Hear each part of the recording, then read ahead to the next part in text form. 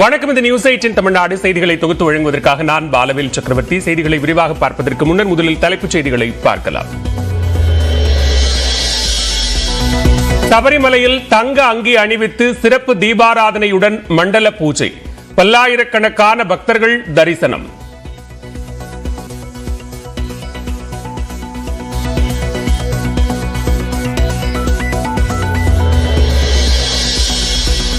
திருப்பூரில் தொழில்துறையினர் 4 கிலோமீட்டர் தூரத்திற்கு மனித சங்கிலி போராட்டம்.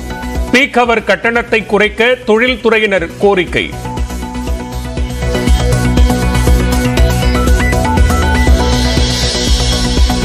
ஜனவரி 14ஆம் தேதி பேருந்து யாத்திரையை தொடங்குகிறார் ராகுல் காந்தி. வடகிழக்கு மாநிலங்கள் குஜராத், மகாராஷ்டிரா உட்பட 14 மாநிலங்களில் 6200 கிலோமீட்டர் பயணிக்கிறார்.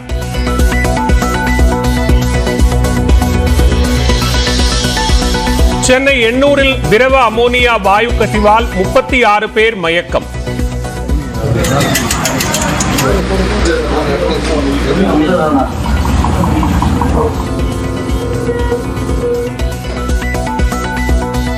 கோரமண்டல் நிறுவனம் கடலுக்கு அடியில் பதித்திருந்த குழாயில் ஏற்பட்ட கசிவால் நள்ளிரவில் பரபரப்பு.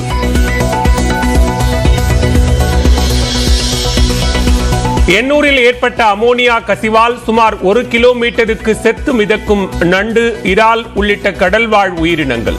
ஏற்கனவே எண்ணெய் கசிவால் பாதிக்கப்பட்ட நிலையில் வாழ்வாதாரம் இழந்து தவிக்கும் மீனவர்கள்.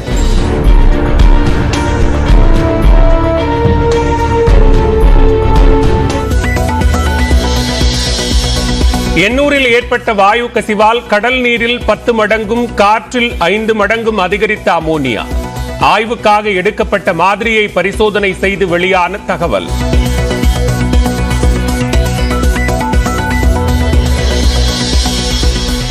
எண்ணூரில் அமோனியா வாயு கசிவுக்கு காரணமான ஆலையை மூடக்கோரி மக்கள் சாலை மறியல்.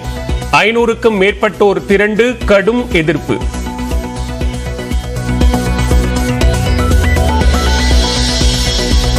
அமோனியா வாயு கசிவு விபத்து நிகழ்ந்த ஆலையை தற்காலிகமாக மூட அரசு உத்தரவு. மாசு கட்டுப்பாட்டு வாரியத்தின் சிறப்பு குழு ஆலையில் இன்று ஆய்வு.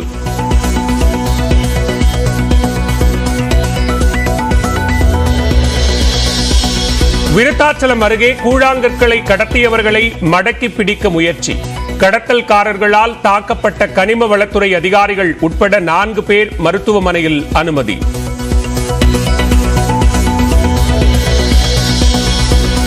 சேலம் சூரமங்கலம் காவல் நிலையத்தில் கையெழுத்திட்ட பெரியார் பல்கலைக்கழக துணைவேந்தர் ஜெகநாதன் கைதாகி ஜாமீனில் வெளிவந்த நிலையில் நீதிமன்ற நிபந்தனையால் கையெழுத்திட்டார்.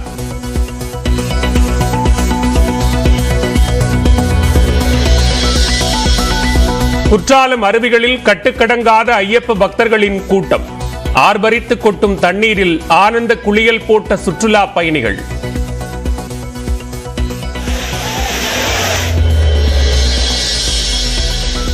எண்ணூர் அமோனியா கசிவு தொடர்பாக தாமாக முன்வந்து விசாரிக்கிறது தென்மண்டல தேசிய பசுமை தீர்ப்பாயம். ஜனவரி 2ஆம் தேதி விசாரணைக்கு எடுத்துக் கொள்ளப்படும் எனவும் தகவல்.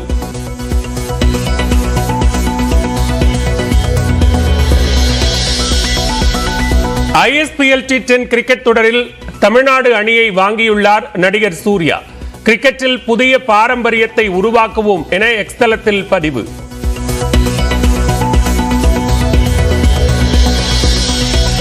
காஞ்சிபுரத்தில் போலீசாரின் துப்பாக்கிச் சூட்டில் 2 ரவுடிகள் பலி.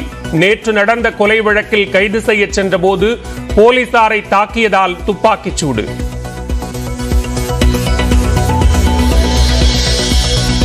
ஆதிதிராவிடர் மற்றும் பழங்குடியினர் நலத்துறை சார்பில் புதிய திட்டப்பணிகளுக்கு காணொலி மூலம் முதலமைச்சர் ஸ்டாலின் அடிக்கல். 184 கோடி ரூபாய் மதிப்பிலான நலத்திட்ட உதவிகளையும் வழங்கினார்.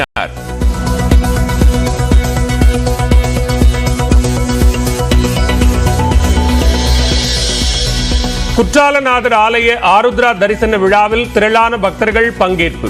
வேலூர் கோட்டையில் உள்ள ஸ்ரீ ஜலகண்டேஸ்வரர் கோவிலிலும் சிறப்பு பூஜைகள் நடைபெற்றன.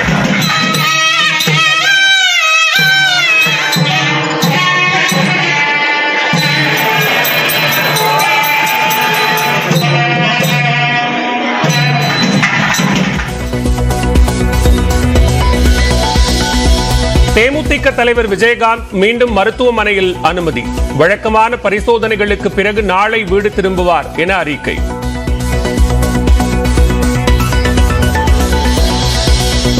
கோவை பெங்களூரு வந்தே பாரத் ரயில் சோதனை ஓட்டம் வரும் 30ஆம் தேதி சேவையை தொடங்கி வைக்கிறார் பிரதமர் நரேந்திர மோடி.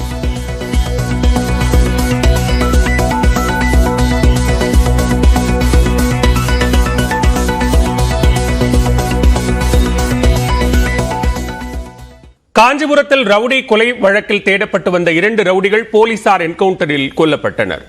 காஞ்சிபுரம் பல்லவர்மேடு பகுதியில் பல்வேறு வழக்குகளில் தொடர்புடைய பிரபாகரன் என்பவர் அடையாளம் தெரியாத நபர்களால் நேற்று ஓட விரட்டி படுகொலை செய்யப்பட்டார். இது தொடர்பான சிசிடிவி காட்சிகளை கைப்பற்றி காவல்துறையினர் கொலையாளிகளை தேடி வந்தனர். இந்நிலையில் பிரபாகரன் கொலை வழக்கில் தேடப்பட்டு வந்த ரவுடிகள் ரகு மற்றும் கருப்பு ஹாசன் ஆகிய இருவரும் காஞ்சிபுரம் ரயில்வே பாலம் அருகே பதுங்கி இருப்பதாக காவல்துறையினருக்கு ரகசிய தகவல் கிடைத்தது. இதனையடுத்து காவல்துறை கண்காணிப்பாளர் வெள்ளத்துறை தலைமையிலான போலீசார் இன்று அதிகாலை அந்த பகுதியை சுற்றி வளைத்தனர். அப்போது ரவுடிகள் இருவரும் தாங்கள் வைத்திருந்த அரிவாளால் சிறப்பு காவல் உதவி ஆய்வாளர் ராமலிங்கம், காவலர் சசிகுமார் இருவரையும் வெட்டிவிட்டு தப்ப முயன்றனர். இதனையடுத்து போலீசார் தற்காப்புக்காக 3 ரவுண்டுகள் சுட்டனர். இதில் ரவுடிகள் இருவரது மார்பிலும் குண்டு பாய்ந்து சம்பவ இடத்திலேயே உயிரிழந்தனர். அவர்களது உடல்களை மீட்டு காஞ்சிபுரம் அரசு மருத்துவமனைக்கு அனுப்பி வைத்தனர். இந்த சம்பவத்தில் காயமடைந்த காவலர்கள் இருவரும் காஞ்சிபுரம் அருகே உள்ள தனியார் மருத்துவமனையில் அனுமதிக்கப்பட்டுள்ளனர்.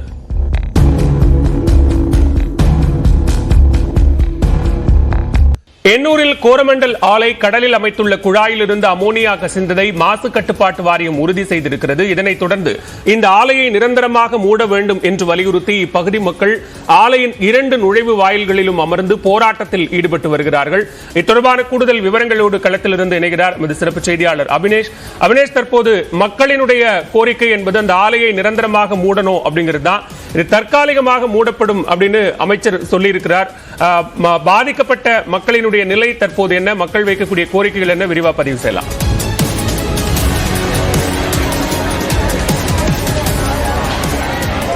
பாலவேல், எண்ணூர் அருகே பெரிய குப்பம் அப்படின்னு ஒரு பகுதி இருக்கு. இந்த பகுதியில் கோரமண்டல் இன்டர்நேஷனல் லிமிடெட் அப்படின்னு ஒரு உர தொழிற்சாலை செயல்பட்டு வருகிறது. இந்த நிறுவனத்திற்கு கப்பலிலிருந்து திரவ அமோனியா எடுத்து வரப்படுகிறது. கடலில் இருந்து எடுத்து வருவதற்கு ஏதுவாக ஒரு குழாய் மூலமாக கடலில் இருந்து அந்த நிறுவனத்திற்கு இந்த திரவ அமோனியா எடுத்து செல்லப்படுகிறது. நேற்று இரவு சுமார் 11:30 மணி அளவில் இந்த பெரிய குப்பம் பகுதியில் கூடிய ஏராளமான பொதுமக்களுக்கு திடீர் மயக்கம், மூச்சு விடுதல் சிரமம், வாந்தி எடுத்து அவங்க ஒரு சிரமத்துக்கு உள்ளாயிருக்கிறாங்க. இந்த திரவ அமோனியா அந்த குழாயிலிருந்து கசிவு ஏற்பட்டதை தொடர்ந்து இந்த பாதிப்பு ஏற்படுத்தப்பட்டிருக்கிறது. இந்த தொடர்ந்து உடனடியாக அவர்கள் அருகில் இருக்கக்கூடிய மருத்துவமனை, அதுபோல ஸ்டான்லி மருத்துவமனையில் அனுமதிக்கப்பட்டு சிலர் சிகிச்சையில் ஈடுபட்டு வரக்கூடிய நிலையில் அந்த நிலை ஏற்பட்டு வருகிறது. இது ஒரு புறம் இருக்கக்கூடிய நிலையில் இன்றைக்கு காலை மாசு கட்டுப்பாட்டு வாரியம் இந்த ஆலையிலிருந்து திரவ அமோனியா கசிந்திருப்பது என்பதை உறுதி செய்திருக்கிறாங்க. அனுமதிக்கப்பட்ட அளவை விட இந்த நுழைவு வாயில 400 மில்லிகிராமுக்கு அதிகமாக இருக்க வேண்டிய அளவு என்பது 2000 மில்லிகிராம் அளவு இருந்தது என்பது கண்டறியப்பட்டது. அதை உறுதி செய்திருக்கிறாங்க மாசு கட்டுப்பாட்டு வாரியம்.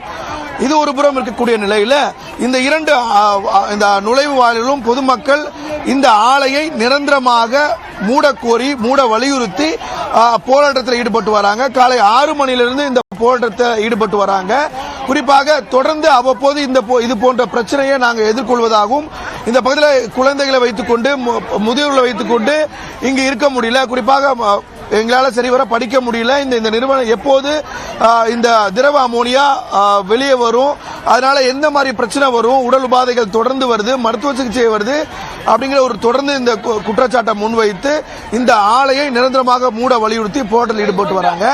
அரசு ஒரு புறம் இந்த திரவ அமோனியா கசிந்தது என்பதை உறுதி செய்திருக்கிறாங்க. மேலும் இதை ஆய்வு செய்வதற்காக மாசு கட்டுப்பாட்டு வாரியம் ஒரு குழு அமைத்திருக்கிறாங்க.